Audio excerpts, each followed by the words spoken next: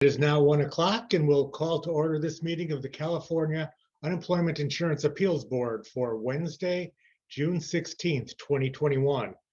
This meeting is being held via Zoom video conference with members around the state and staff, for the most part, in Sacramento. We'll begin with a roll call of members. Let the minutes show that the chair is present. Vice Chair Reeves. Present. Member Eng. Present. Member Allen. Present. Member Kent-Monning. Present. Okay, please show that all members are present. We'll move now to approval of the minutes from the May 19th, 2021 meeting. Is there a motion to approve the minutes? So moved. It's been moved that we adopt the minutes from May 19, 2021. We'll do a roll call vote. The chair votes aye. Vice Chair Reeves. Aye. Member Eng. Aye. Member Allen. Aye. Member Kent-Monning. Aye. Okay, please show the minutes of the May 19th meeting being adopted unanimously. And I want to take a second to thank Kristen for her fine work on the minutes every month. They're really well done. I appreciate that. Moving now to report of the chair.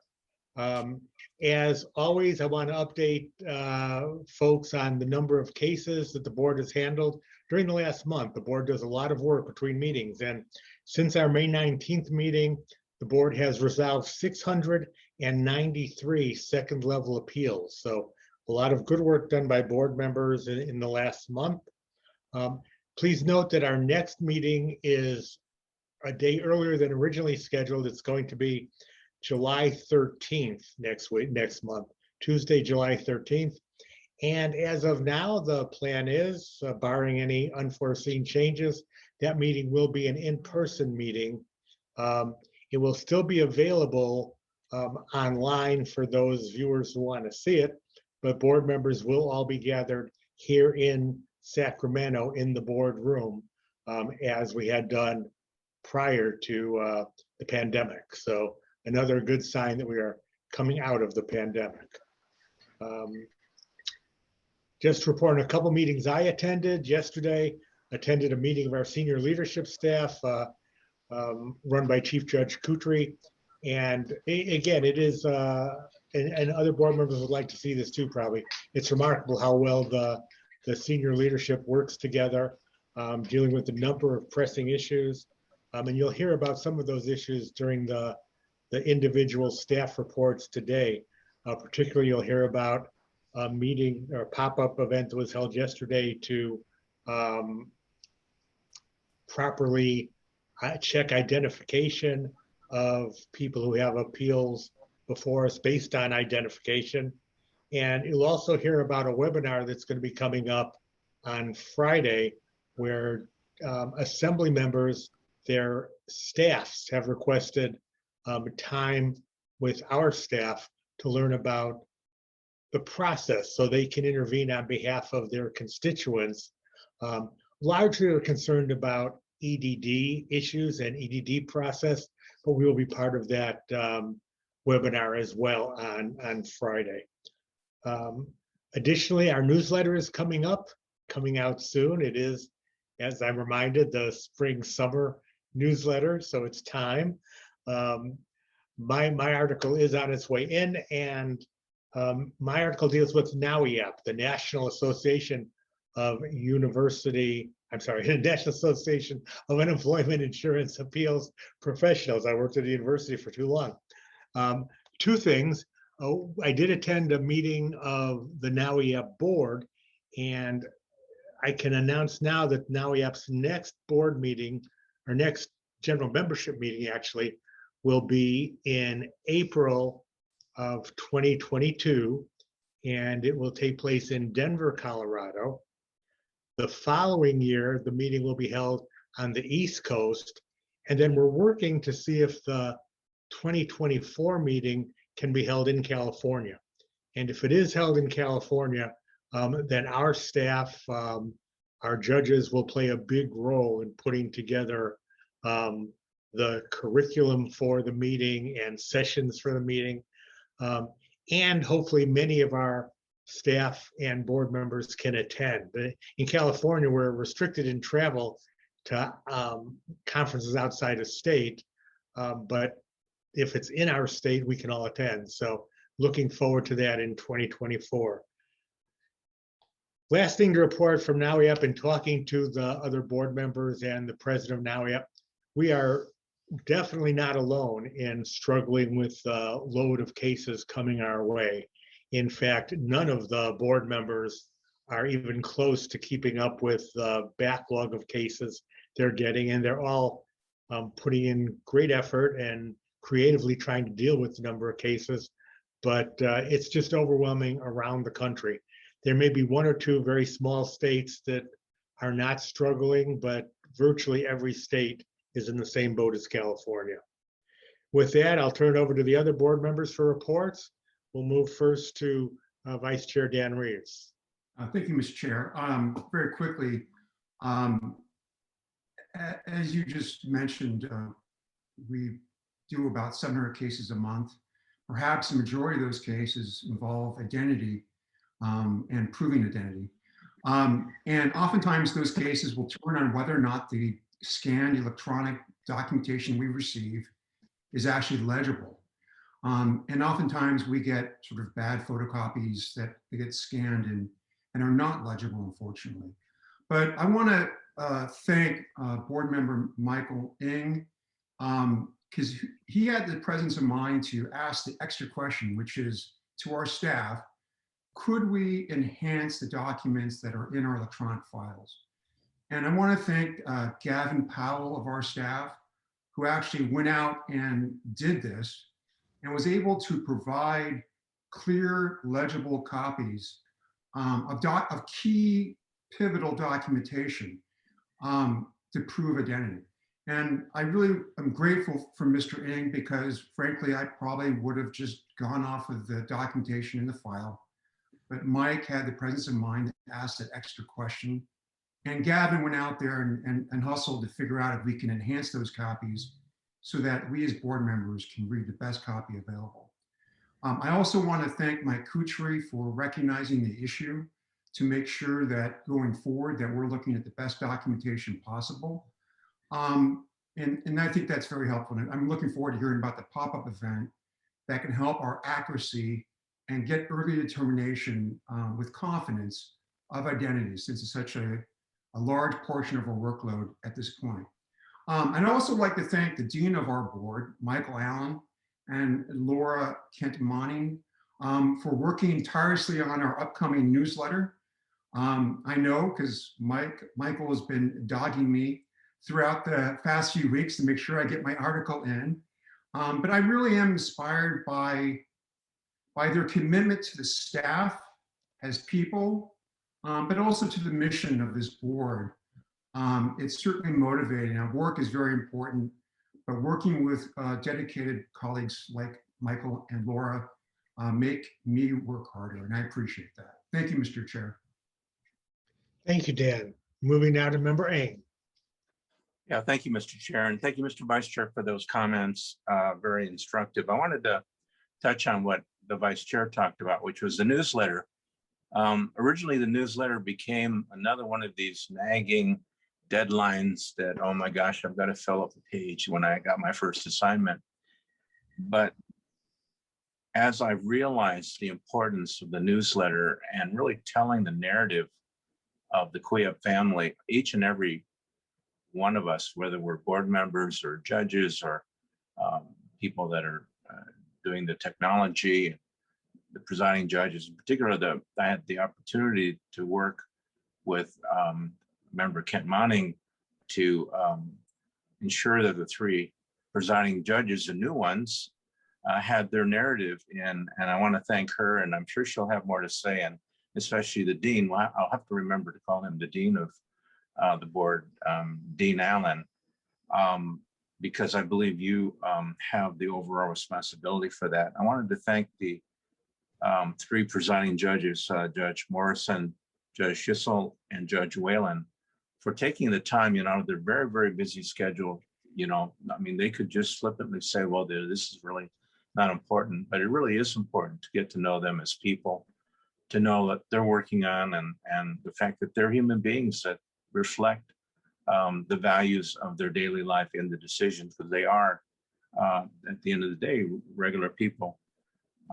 So I just wanted to say that, and with that, I'll conclude. Thank you, Mr. Chair. Thank you, Mike. Turning now to Member Allen. Well, I never thought I'd be identified as the nagger in chief of the board, but it sounds like that's what happens with the newsletter. I want to thank all of you for your comments, because to me, given the fact that we're a far-flung agency throughout the whole state with all these regional offices, to me, it's really important we have a sense of purpose and community within our organization. And I thank you, Member Reeves, for just bringing out that, one thing that comes out when we do the newsletter is we find out about the talents and the intelligence and just the interests of our coworkers. And to me, it brings us closer, especially in a time when we really have a huge challenge on our hands. So I just want to thank everyone who participates in the newsletter, works on the newsletter. Our staff has done an incredible job. Laura has done an incredible job, and everybody has responded incredibly well. And I think that there are a few of you who've been able to dodge me in the past in terms of providing copy, but you will be contacted in the near future. And I think we will make our deadline. So I just want to thank all of you. And just one parting thought with my report is it's been such a pleasure to work with past boards and this board, and to be in this together, working on such a challenge. And so I just salute all of you, because it does take a team and a village to be successful. And I do think that despite the challenges, we are being successful given the amount of work that's before us. So thank you. Thank you, Michael. Member Ken Monning. Thank you, Chair Block. So my report today is, the most exciting thing is that I'm in Sacramento, and I was welcomed so nicely and warmly back here after not having been here for a very long time. And I just want to share the excitement here is palpable related to this pop-up that everyone has been working so hard on, and have been witness to that this morning, and people kind of debriefing about yesterday. And I know Chair Cutri will get into it more, Chief Cutri, but our agency continues to just work so hard, and this pop-up pilot is so needed to try to see if there are ways we can think outside the box to address the needs of individuals in the state who so desperately are trying to get their benefits. And this is a really creative way to try to address that backlog. And people here have been talking about it all morning. It seems like it went very well yesterday. And it's just, kudos to everyone who's worked so hard on that. I think it's a very needed step to take, and it's great that it went well. So I wanted to share that. And then I am here in person in part to just also personally make sure everyone stays on top of their newsletter deadlines. So that's part of why I came in person to Sacramento. No, I'm kidding. Everyone has been great with that. We're doing our final touches, and I think it is a really, really nice way to unite the agency since we are spread out throughout the state. People have been really participatory and sharing a lot of things about their family lives, things they like to do in their free time. And there's not really another way that we can learn that about each other, especially during this time. So it's nice to see everyone's enthusiasm for it. And I hope that everyone will appreciate this new edition when it comes out. So thank you. Thank you, Laura. We move now to item number 5 on our agenda, which is public comment. And I'll pause for a minute here to give any members of the public who wish to get in line in queue to make public comment, give you a chance to get on.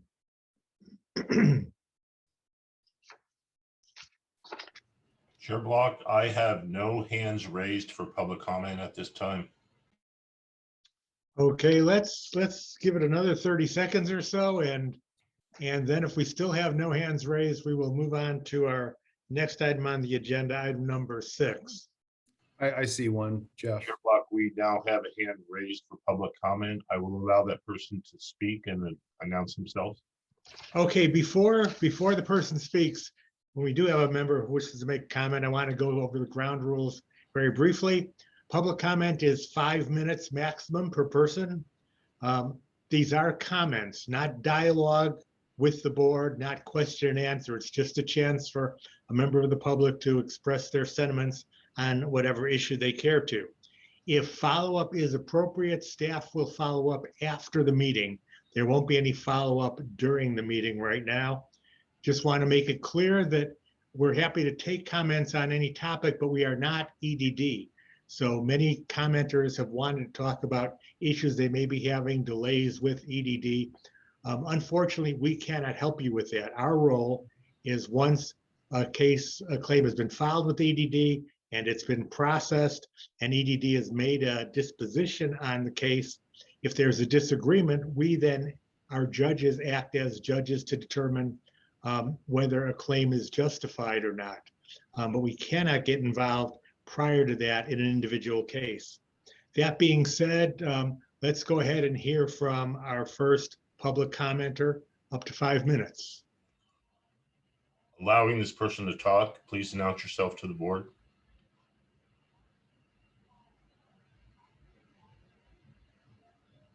I see someone's on mute. Can you hear me now? Now we can hear you, yes. Thank you. This is Richard Miller. I've made comments before. Unfortunately, I continue to be in the same position. My concern is with each of the board members and those of you that are attorneys and those of you as judges to find out if you are aware of my story that my reemployment as a former ALJ2 with CUIAB has been denied for over 5 years, that Judge Cutri and has never been my supervising judge and never heard or reviewed my decisions as a PJ. But between 2011 and 2013, I conducted somewhere in the neighborhood of 35 to 3,700 cases as an ALJ on the ALJ2 schedule, 28 cases a week. I received positive reviews, as I've told you all before, from my supervisors. But in 2015, I had returned to CUIAB after being on loan and being limited term with another agency. Judge Cutri found 15 files that he thought I had ignored between the years of 2011 and 2013. He never spoke to me about them. He never revealed it to me. And as you've heard me say before, he also found personal items and property of mine that he never told me about, nor has he returned, even though I've been asking for more than a year. My concern continues that in 2017 and 18, I was on the reemployment as an ALJ2 with the CUIAB, and Rob Silva contacted EDD after I had been contacted to return and had me placed on a permanent intermittent list that had not existed before.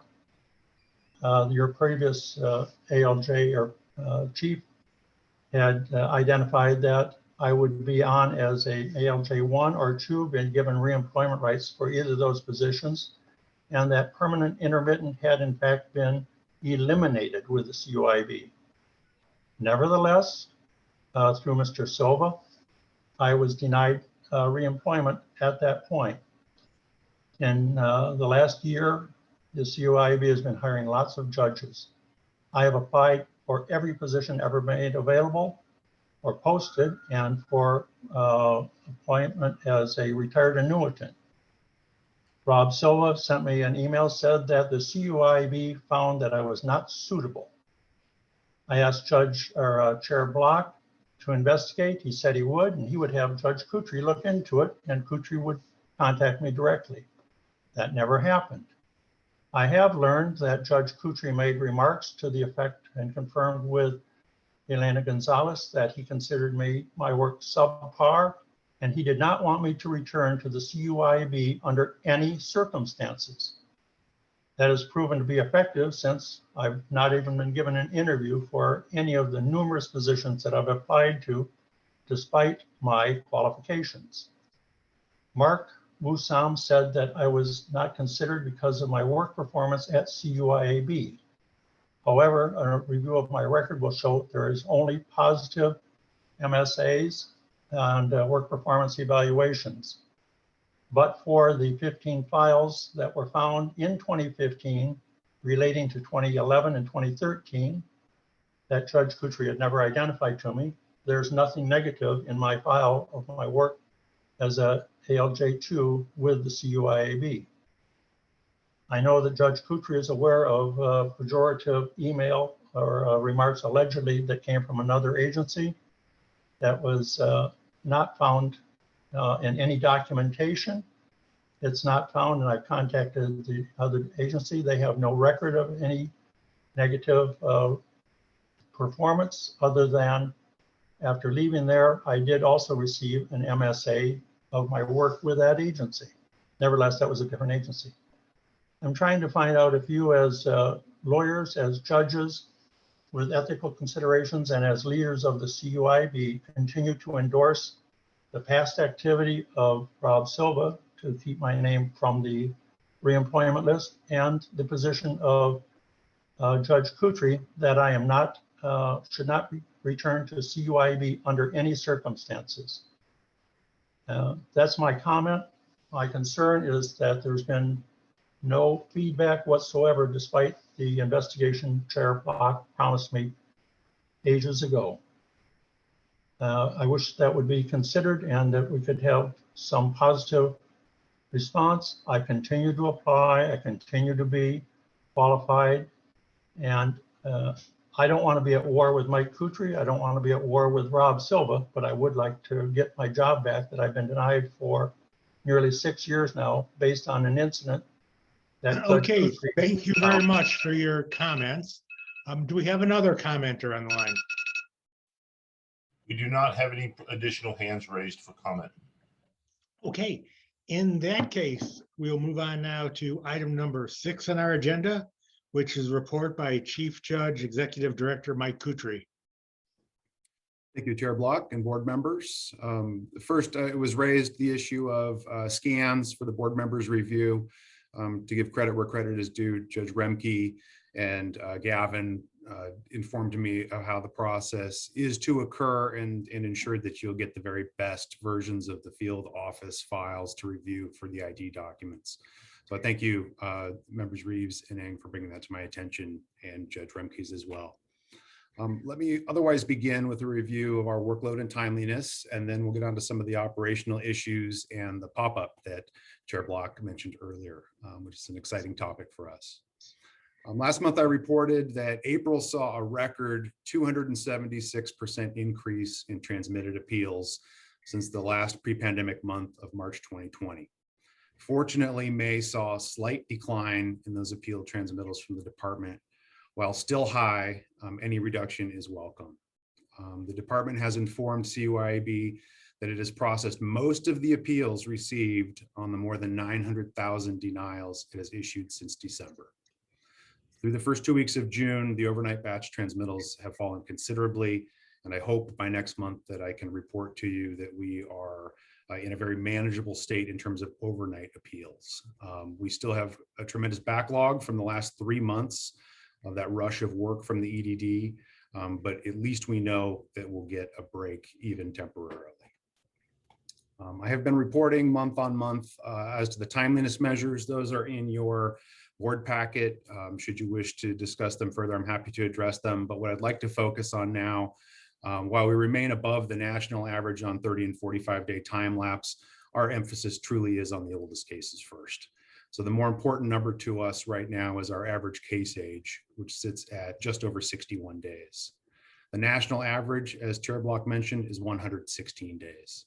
So our efforts to move the oldest cases first have been working, and we'll continue to do that. At the board level, all of our timeliness figures remain above the national average. So I thank you for your continued attention and prompt attention to those cases so that appellants can be given resolution as soon as possible. Our plans going forward. So as month-over-month transmittals finally decline, we're staying the course on recruitment and training. A new recruitment for ALJs just closed and interviews will begin immediately. We're recruiting staff to support the higher number of judges. You've probably seen a number of positions posted just in the last week. In the field offices, judges and presiding judges continue to hear record amounts of cases. by increased assignments, volunteering for extra cases, and other creative measures, which we'll be talking to you about. With more judges joining the field offices, production continues to increase. So along the lines of our measures at increasing resolution for claimants in the fastest and most thorough way possible, Chair Block mentioned a pop-up. It started yesterday. This was an inspiration by staff, senior staff, and colleagues in the field. And the idea was that we would bring members of the public with identity appeals to our field offices, and then we would triage those cases, see the people, and process their original ID documents in person, taking away a large blind spot to the much publicized fraud that's occurring in the UI system.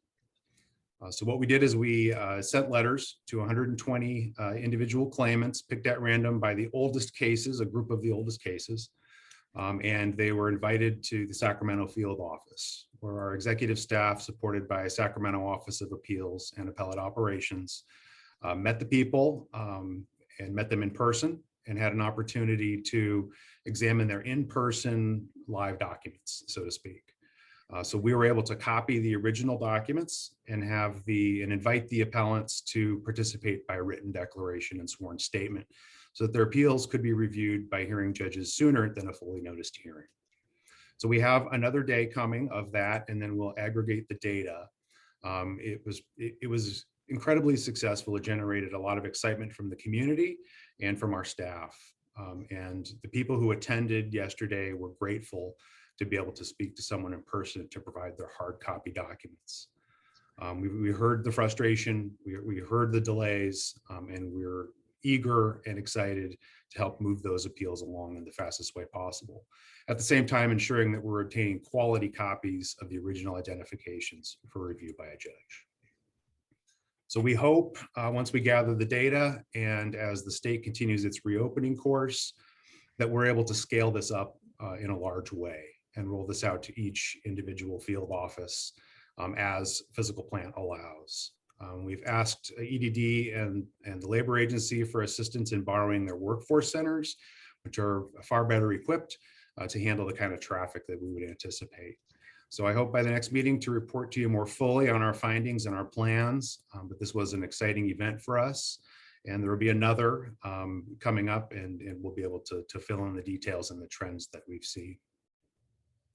I'm happy to report that there were no COVID closures or impacts to offices since the last report. Unfortunately, some of that frustration that I mentioned from the waiting for appeals and for claims continues to boil over to the field offices. And we had 4 events of persistent and repeated harassment of field office staff since the last meeting. CHP has been a very able partner in handling these situations, and all have resolved to the satisfaction of CUIAB and the parties. But it remains a difficult circumstance for our staff. And so I thank them especially for their patience and commitment to serving the public during these difficult times. That concludes my, actually, there's one more item the Chair Block mentioned that I noted and I forgot to discuss, and that we'll be meeting with the Democratic Caucus this Friday to put on a webinar with EDD about the appeals process. As you can imagine, the legislators have been bombarded with constituent inquiries about their claims and then subsequently about their appeals. And while we remain available to assist those legislative staff with those inquiries, they and we agreed that it would be good to have a high-level overview of the appeal process explanation so that they can speak in comfortable terms both with their constituents and with our staff. So that will be occurring this Friday. And that concludes my regular report. I'm happy to answer any questions you may have. Thank you, Chief Judge Cutri. Turning to Vice Chair Reeves for questions or comments. Well, thank you, Mr. Chair. Thank you, Mike, for that overview. Please pass along my gratitude with the staff who put together the pop-up event yesterday. Very creative and very important, and I hope that we can replicate it throughout the state soon. Thank you. Thank you, Dan. Member Eng. Thank you, Mr. Chair, and Mr. Cutri. Again, thanks for your assistance between meetings. I wanted to go back to, I think it was 2 meetings ago, where you reported on CUIAB's ability to receive appeals directly from the EDD. I wanted to know if that is I don't believe it was in effect the last meeting, but is it in effect now? And what has been your assessment? And if it's not true, when will that likely to occur? We have submitted that regulation package for approval, and so it's still several months away at a minimum. I'll consult with Chief Counsel to find out where we are in that process. That is a proposal we made because we felt it would benefit the appellants by expediting the process and appealing straight to us. We do still receive direct appeals. Although they're erroneous, we immediately turn them around to EDD. But at present, we do not have the legal mechanism to accept and process the appeal and get the process rolling. We rely on EDD to do that process for us.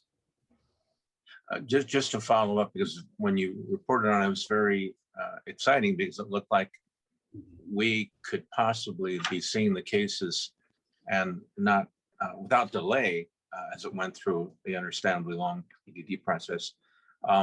Do we not have the legal ability to do that? Will it take legislation or what? The regulations need to be changed to allow that. Right now, and I can let Chief Counsel Wu-Sam expand further on our regulation package, but right now, the process as defined by regulation is that the appeal goes to EDD, and then EDD timely transmits it to CUIAB. And with the recent volume of cases and appeals, the timely transmission has been difficult. So we envisioned a process by which an appellant could directly send the appeal to us so that we could begin working on it. At present, if we receive appeals, we transmit them to EDD for them to package up the transmittal and send it back to us for hearing. But I believe there's an advantage. Is there an advantage to us receiving the appeals at the same time EDD receives them? We believe so. Yes, we believe that it would be a major advantage to the parties to the case. And I'm not being sarcastic, but what would be the incentive for EDD to expedite our requests in view of the fact that they have so many other demands on their time, but also balancing that with the fact that this is a big deal? Mm-hmm. Well, part of the process contemplates EDD being able to evaluate the appeal for a possible redetermination. And so if they have it, it makes it easier for them to do that. We contemplate a digital system of transmission where they would have the appeal virtually the same day we did. So it wouldn't slow that down at all. We would still have to wait the statutory period for them to make that redetermination, and which would be fine. But in the meantime, we could put it on a calendar and have it waiting to be heard while the rest of the packet gets filled in by the EDD transmittal. Okay, I'll ask again the next meeting. Hopefully something will have been done. Great. Thank you. Appreciate your time. Thank you, Mr. Chair. Thank you, Mike. Member Allen. Chief Judge Cutri, I guess the one thing I wanted to bring up to you is I really appreciate the fact that you routinely touch base with the board members between meetings to let us know what things are going on. And I'm also very glad to know that in our conversations, you have a great concern for the safety and security of our staff, because that's always been a concern of mine, especially now during the pandemic in the last few months, but always. So to me, as board members, that is one of our biggest jobs, to make sure that the staff that we work with, all our employees have that security and safety. So I just want to thank you for attending to that and having it uppermost in your mind. So I want to thank you. Thank you. Thank you, Member Allen. Thank you, Michael. Member Ken Monning. No questions, just thank you, Chief Cutri, and what he did not share, which people would probably appreciate and rings true to his management style. Yesterday at the pop-up, Chief Cutri was not only interfacing with individuals, but he was also working at the copy machine and copying identity documents. And it makes some people smile, but it's also just the sign of a true leader to be able to step in at that level and then understand exactly what you are trying to execute at a broader scale in the future. So we are in good hands, and I really appreciate everything that you and others are doing to take this step. And I'm really hopeful for how it will play out in the future. Thank you. Thank you, Laura. We move on now to item number 7 on our agenda, which is report by Jodi Remke, our presiding judge for appellate operations. Jodi? Good afternoon, Chair and board members. My report will be short. I'm going to just run over those numbers again. As Chief Cutri mentioned, the does stay ahead of the national average. with the number of the time lapse being closed in 45 days or less. In May, we were at 47.4. That is unfortunately a drop from April. And we just missed meeting the 50% or greater. And then at 75 days or less, you can see we jump all the way up to 96.6. I will say that if you break down the numbers a little bit more, the 45 to 60-day closure is another 44% of our cases. So if you look at just for 60 days, we're all the way to 91%. So anyhow, we're just missing it, unfortunately. There are a couple of reasons for that. In the month of May, number one is always it's ALJs and who's coming and who's going and who's out. One ALJ, it has been assisting with training and exec, so she has been off calendar, as others have been rotating. Unfortunately, some of our RAs were continued to be off, but they're back now. The good news is for June to date, we are at 81% of the cases being resolved in 45 days or less. So I think we're going in the right direction. And as you can see, our open case balance has gone down as well since last month. So assuming we can continue being staffed fully, I think we're looking good. So any questions? Thank you, Jodi.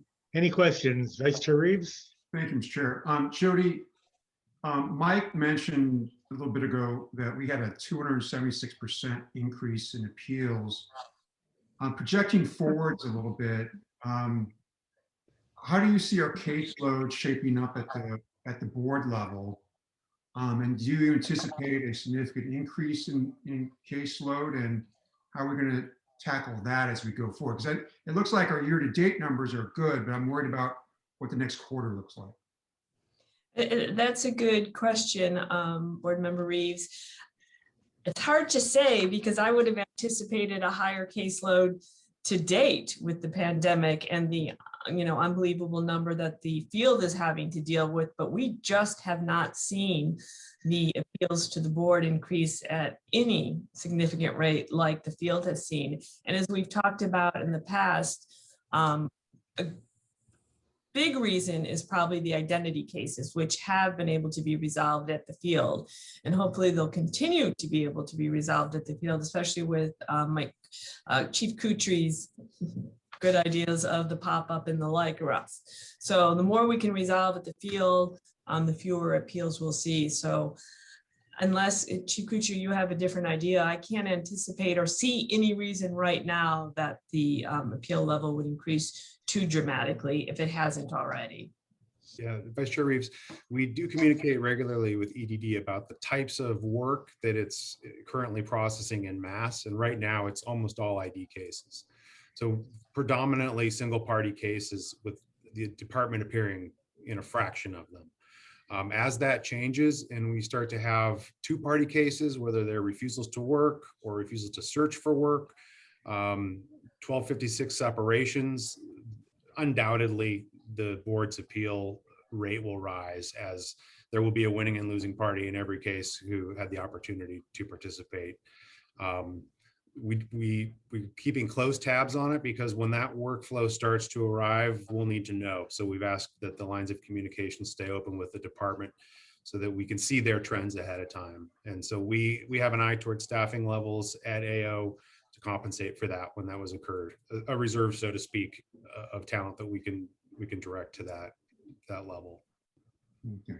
Thank you, Jodi. Thank you, Michael. Appreciate the input. Thank you, Dan. Moving to Member Eng. Yes, thank you, Mr. Chair. Presiding ALJ, Judge Remke, thanks again for your assistance to the board members on the cases. Have there been any, I guess what I want to ask is, are there any new hires at the AO? And if so, or if not, what's the current number of judges we have, including the retired annuitants? Sure. Well, as you know, we had one new hire about a month ago, and so we're currently at 5.4 ALJs, and we have 3 RAs on the bench as well. As Chief Cutri said, we are looking for what's coming in the next few months. I think we'd benefit from at least one more ALJ, possibly 2, just so we're prepared with turnover and retirements and the like. But again, for right now with our caseload, we're at the right number, but I do think we have to be prepared for the coming months. Okay, thank you. Thank you, Mike. Member Allen. Just thank you for everything you do and your steady hand and always being willing to opine on these cases when we have difficult ones to unravel. So just a thank you. Okay, thank you. Thanks, Michael. Member Ken Monning. Thank you, Chair Block. Just following, I guess, with what you were just discussing with Member Eng, and it sounds like you're keenly aware of staffing, but as spring and summer are upon us and people understandably are ready to take some well-deserved time off of work, it sounds as though there are mechanisms in place to make sure that we can still hit our target timeliness standards and people are able to take time away. Is that what I'm hearing, with possibly hiring a couple more AOs?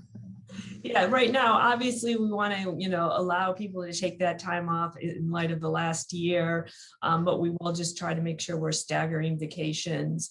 And again, with some RAs and prepared to step in, I think we should be okay. But yes, we do need to look for adding some help.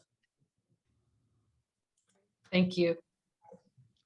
Thank you, Laura. Thank you, Jodi.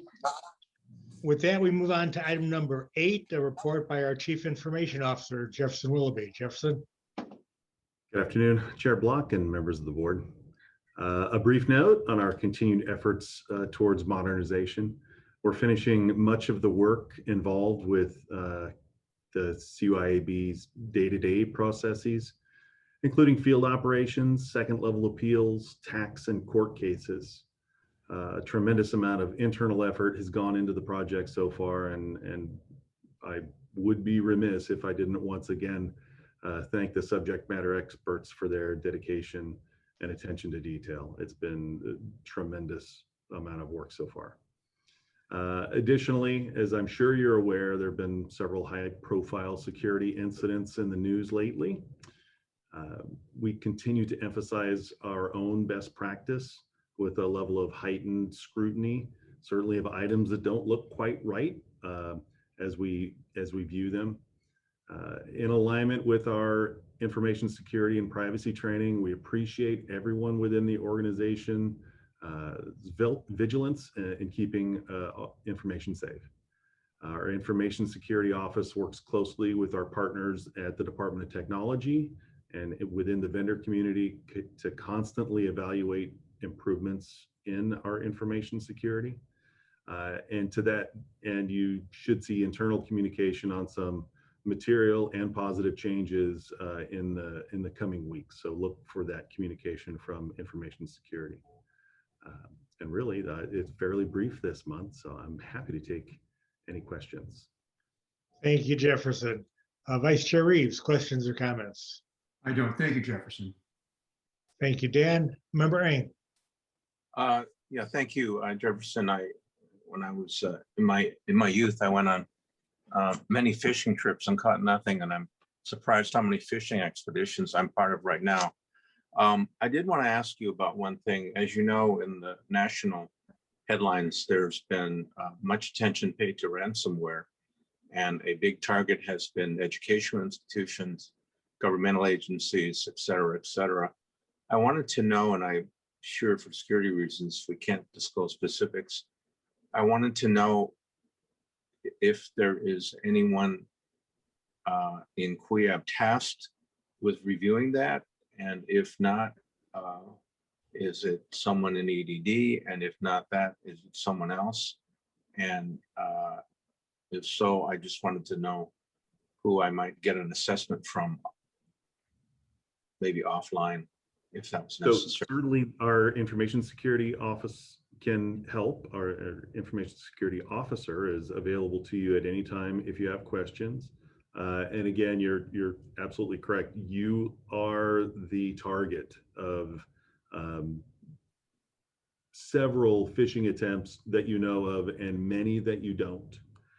So if you do see anything that is out of the ordinary, an extraordinary deal, or something just completely unexpected, bring it to our attention. If it seems even the least bit suspicious, we'll evaluate it and be happy to give you an opinion once it's had that evaluation completed on it. Certainly, the Department of Technology filters much of that out prior to it getting even within our purview, which is fantastic. And there are many other tools, again, in the abstract, that are being put to use to try and, if not prevent, then at least minimize any damage that could happen. I take it a lot of these ransomware attacks come out as a result of someone exploiting, say, a phishing expedition in which someone clicks onto a link and then they have access to the network. Is that true? Absolutely. The attacks are becoming much more sophisticated, social engineering. They're willing to take time and iteration to cultivate a sense of trust. And it only takes one click for someone that you think you might know to be well, I'll just say disaster.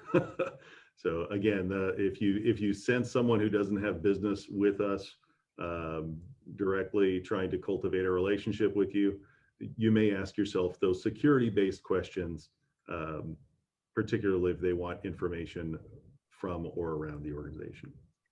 Yeah, I haven't received nearly as many phishing exploits recently as I did originally. So evidently someone's doing a great job of filtering them out. But I do know that with the ransomware threat, it's really always a concern. If we were to have our system shut down for that, that would be very horrific. Thank you. I have no further questions. Thank you, Mr. Chair. Thank you, Mike. Member Allen. Jeff, just want to thank you. I recently did have some technical problems, and as always, your staff is always so attentive, so polite, so professional, and competent in solving the problems.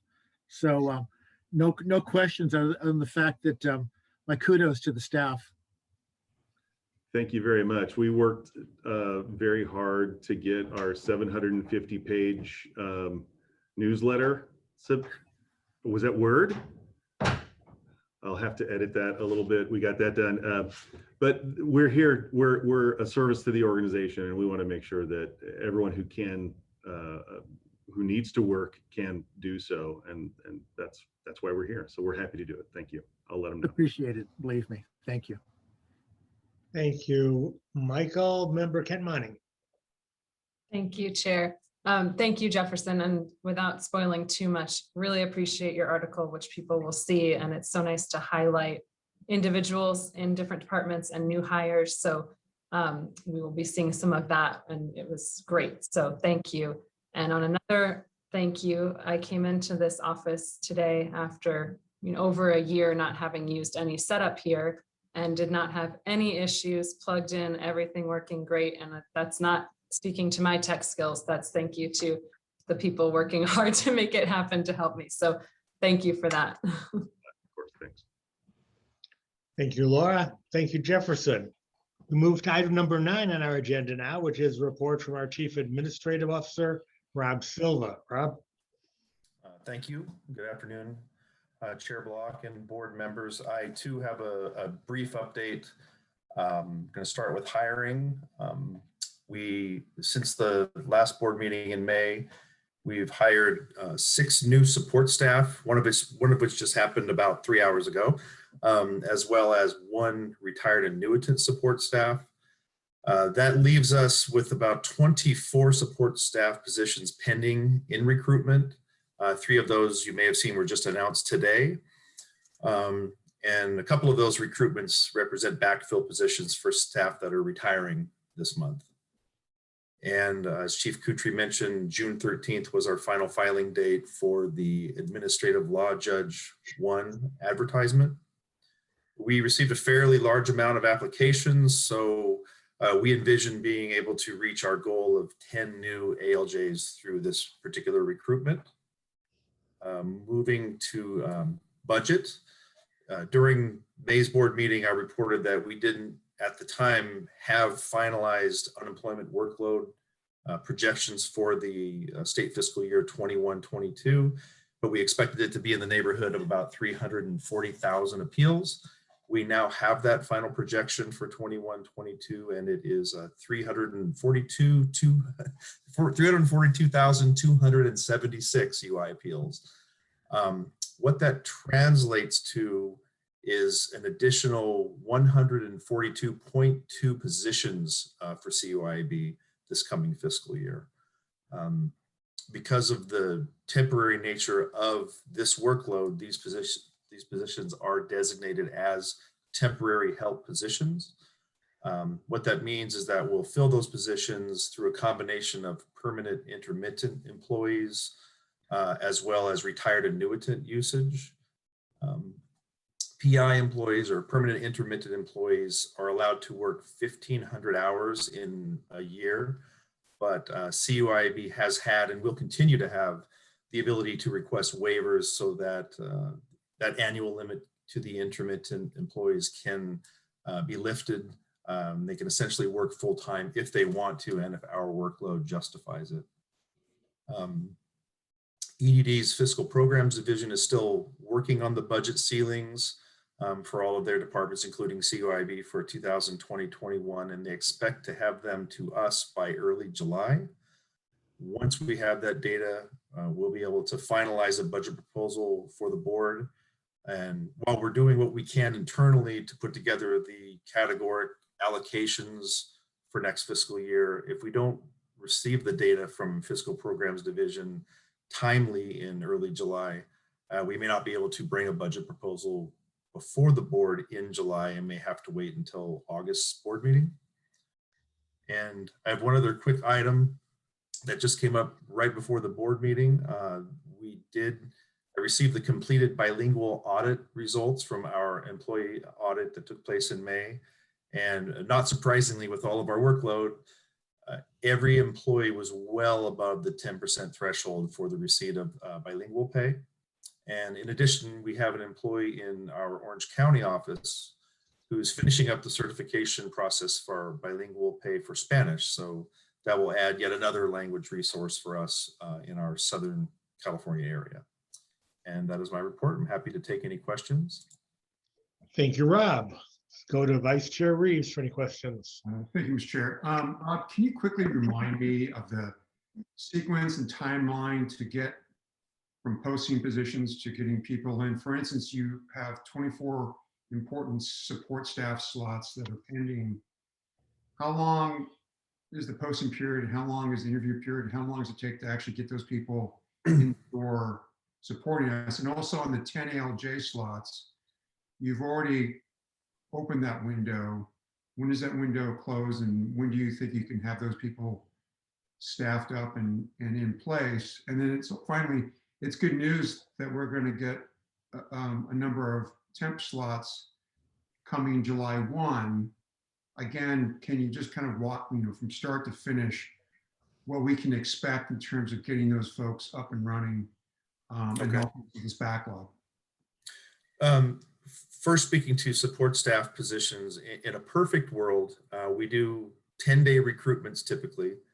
And as long as the interviews can happen within a 2-week period, you should have about a month to 5 weeks in which you can hire a support staff individual. However, the 24 that are pending, there were a myriad of different things that have happened where certain people were interviewed and they liked them and they weren't reachable, so they had to dig deeper into the candidate pool. And in some situations, some certifications, employment certifications have expired because it's taken an office too long to hire a particular position because they're hiring other positions and dealing with workload at the same time. So there are a lot of little moving parts that can impact that 5-week prediction of advertising and putting a support staff person into position. With regard to the ALJs, we've in our recent ALJ hires, it's taken about 3 weeks to a month to kind of complete what we have to do. However, with people that are coming from other agencies, and if it's not a promotional opportunity, the current agency can hold them for 30 days. So there's that uncontrollable delay if we choose to have someone who wants to laterally transfer. Whereas if someone is coming to us through a promotional opportunity from a different department, they can only be held for a 2-week period.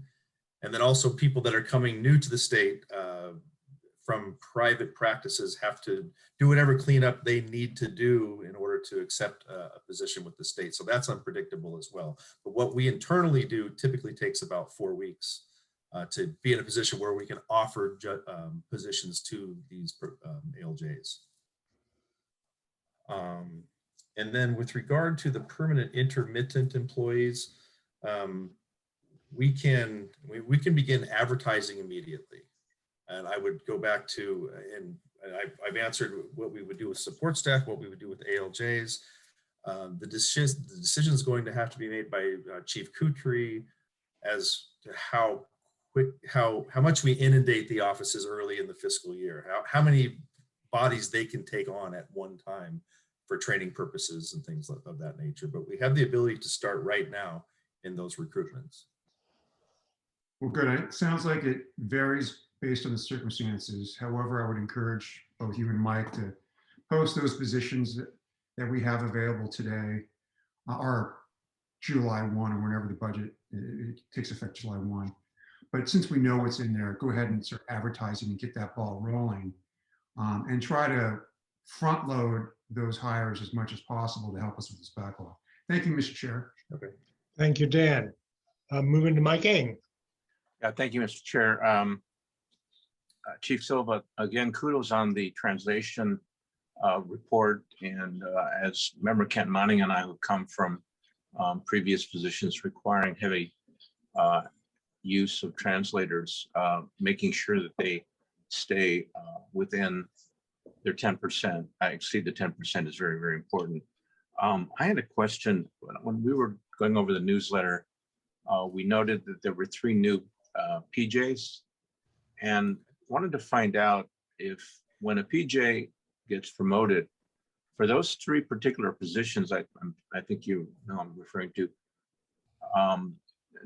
do we hire ALJ1s to fill them, or do we advertise for ALJ2s, or do we promote from within, or how is that? How do we make up those 3 vacancies?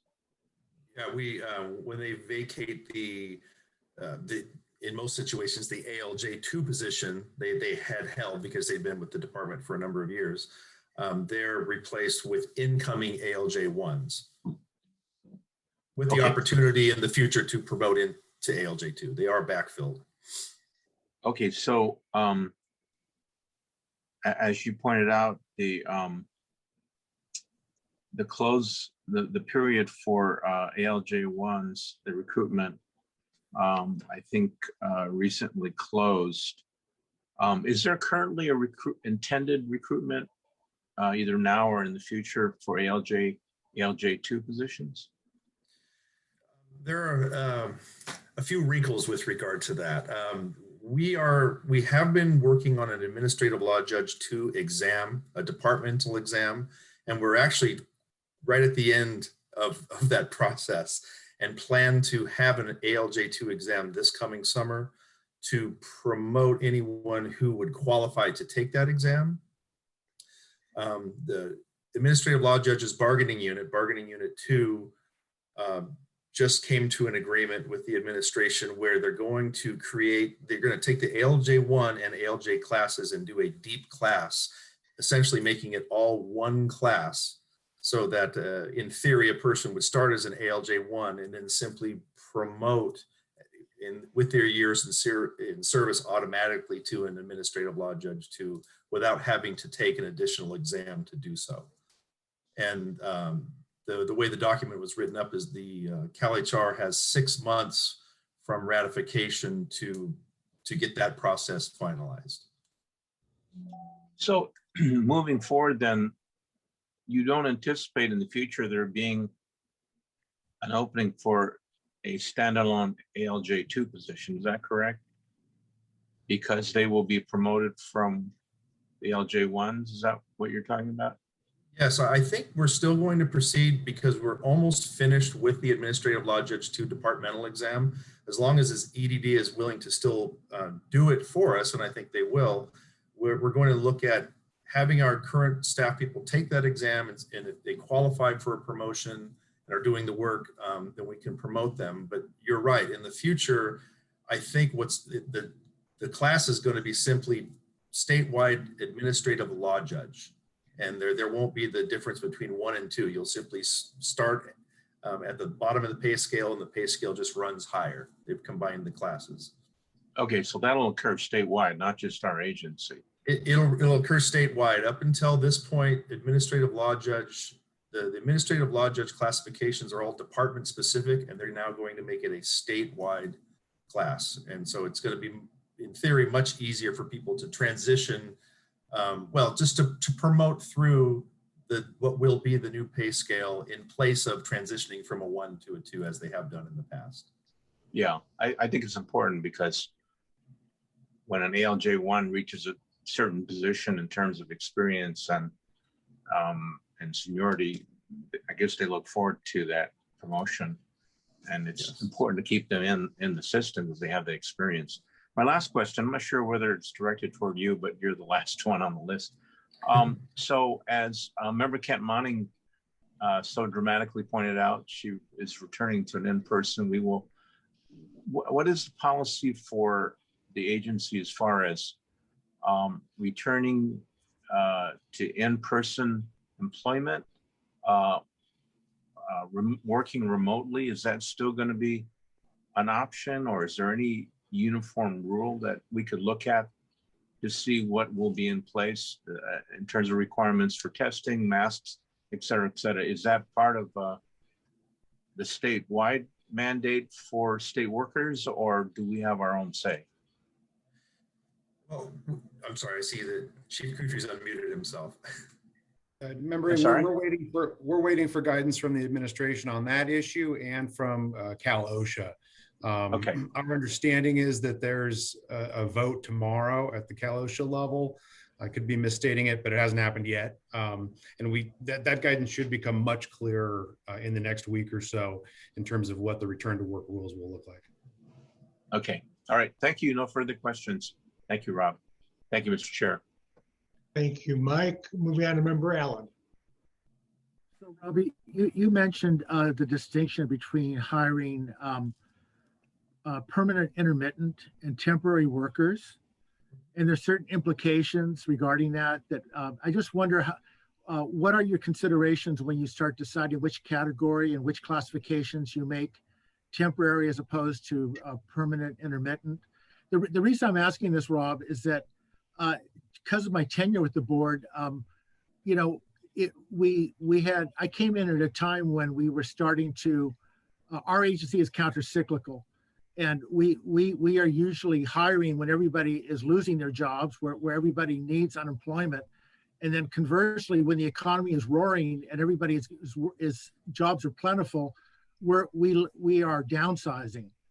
So I guess I don't think it's premature to be asking about this particular question, but also about being in contact with other agencies so that we have those relationships developed where maybe a year out from now, we are not quickly gathering additional staff, but actually having a surplus of staff. So I'm wondering if you're thinking that far out yet. I think that I see Chief Cutri's face. He knows I'm thinking that far out because I talk about it ad nauseum with him. Yes, I'm thinking about the expansion and contraction of the staff. To answer the first part of your question, once we fill our permanent vacancies, then as far as the classifications that we will recruit as permanent intermittent, it's going to be across the board. Because we really won't have a choice. I'm talking from ALJ to office technician. They're going to be PI hires because they have to be temp help hires. They have to be categorized as such. And we will absolutely keep an eye on a year from now and 2 years from now, both conversions for people that need to be converted here, if that becomes reality, and relationships with other departments to where they can perhaps land elsewhere if it becomes that. Thank you, Michael. Member Ken Monning. Thank you, Chair.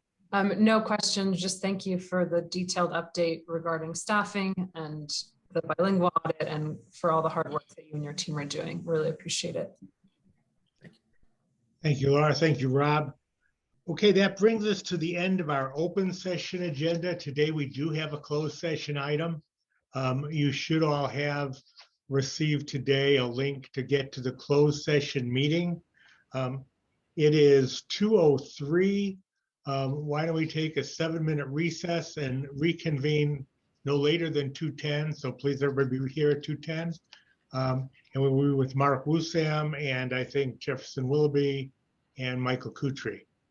Okay, with that, we will close for now. We're actually not adjourning. We're just recessing the open session meeting. We'll come back to open session at the end of closed session. There won't be any more business really for open session at that point. We will have to come back and then adjourn.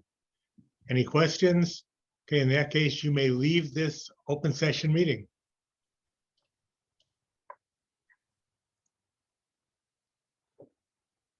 Got Dan, Mike, Michael, Laura.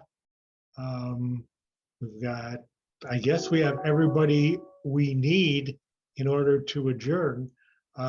Is there any other, anything else we need to know about before we adjourn from our open session?